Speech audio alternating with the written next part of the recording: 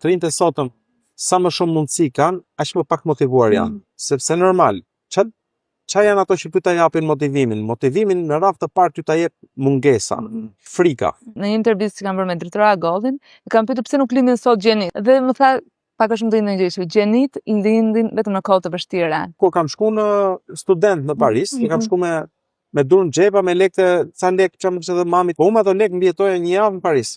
Unë pas një jave, si e bëre? Unë duhet mbjetoja. Problemi është që unë atë shikoja si shansin e jetës. Sot një të riu në moshën time, por isha këtu, ti thuash ti tash që shiko, po t'jepë shansi jetës, do të hedhim aty në mes Parisit edhe mbijeto. Ai më kollaj do kthehet se sa të vuaj. Po ku do jetoj unë thot? Po me çfarë do ushqem, çfarë do veshun? I thosh se do t'i kesh gjitha këto gjëra. Si do jetojnë atje? Po do shkosh do futesh siç e kam bërë unë. Do futesh dhe marrësh me radh kafe të restorantet e Bastijes, do të thotë, a keni nevojë në një që t'ju laj banjo? No, unë dua punësim të denj, por në atë kohë ka qenë ndryshe, se në atë kohë për mua ishte shansi jetës. Ty e thonë, nuk do shkojmë në Paris punë e madhe, se një që tjetër. Pas 6 muajsh do më çoj babi me studime diku tjetër, ose punë e madhe dhe s'bër asgjë. Po. Do kapi punë në shtet, që do përkthehet, do gjej një rrogë në shtet dhe që përkthehet do jetojë në kurrizin e të tjerëve.